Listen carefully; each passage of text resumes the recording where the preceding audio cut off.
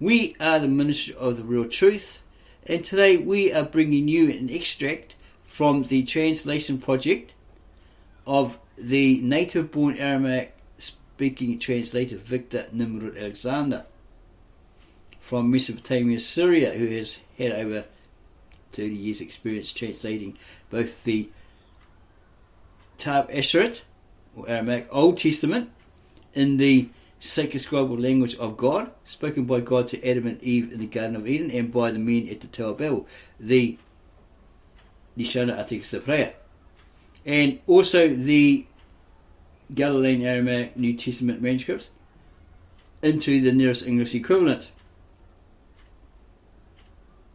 He did this using a certain method, leaving out the common translators' bias, prejudice, adding around flavour, twisting it, adding to it, taking away, and so forth.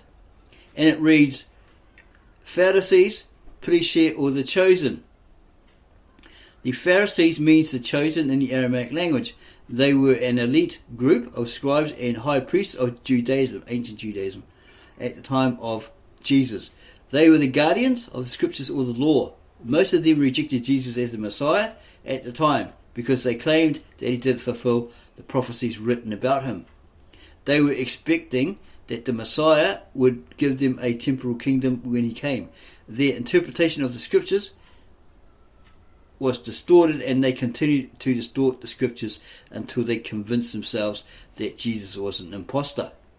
No matter what miracle he performed, they denied it. Even when he rose from the dead, they didn't believe in him.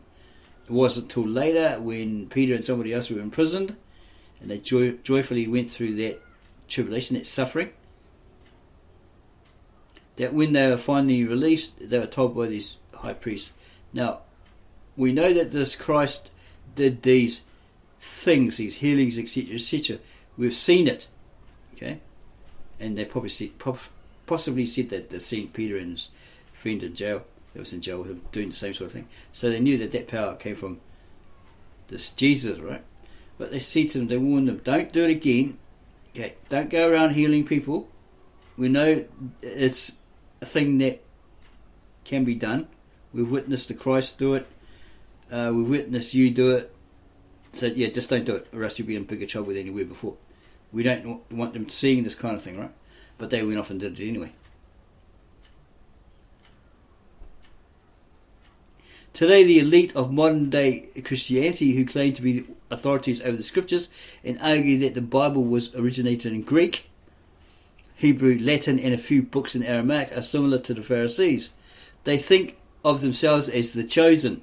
Remember, they always say, oh yeah, we are the chosen church, we're chosen of God, we've got the only correct scriptures, there's no contradictions, no errors, this, that, right?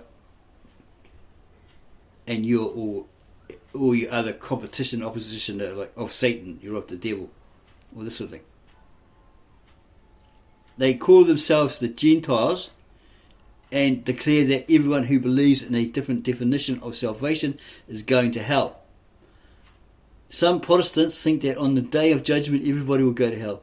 They have invented a concept of rapture that will occur just before the end. Therefore, according to their definition, all the people who died before Jesus came would go to hell on Judgment Day. And all the people who never got to hear about Jesus because of geography or circumstance would go to hell also on that day. When confronted with the unfairness of this, they say that Jesus went to hell after his death on the cross and preached to everyone who died before his coming. And as for the rest afterwards, well, the world wouldn't come to the end until the Bible was preached to all the nations. So therefore there would be no excuse for anyone not to be saved before the end. Thus they argue that everyone who's resurrected on Judgment Day will go to hell. They don't see the irony of it all. That why would God resurrect the dead just to condemn them to hell? For whose benefit would he do that? They reject the extensive passages when the New Testament and Jesus say they will be judged according to their works.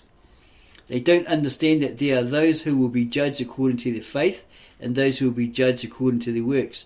The ones who are judged according to their faith and make it, they go straight to heaven.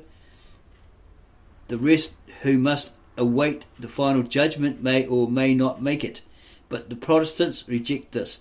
They're like the chosen, the elite, who interpret the scriptures according to their own predilections. The Catholics, Roman Catholics, believe in purgatory and limbo.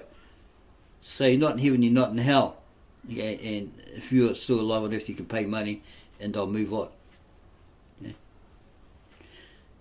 The translator Victor N. Alexander states here, he's seen Jewish converts to modern day Christianity on TV going to a Jewish Christian meeting and say this. According to them, all the Jews who died in the Holocaust will go to hell unless they repented just before they died.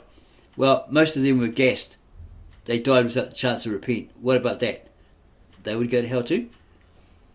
He believes that Christians today must return to the roots of Christianity and re-adopt the ancient Aramaic scriptures of the disciples and the apostles. We need to send new missionaries into the field, first to America, then to the rest of the world. First, we must put our own house in order. Quit preaching from falsified gospels to the rest of the world, even if most of it is true. Okay, so what he's saying there, yeah, those versions that are actually falsified, even though there's some truth in between, yeah, there. We need to be clear about what the scriptures say before we preach to others. We need to know what we're talking about. Okay, we need to stop and think before we open our mouths and go blah blah blah blah blah and make out it's all true when it's not. If you like this short video,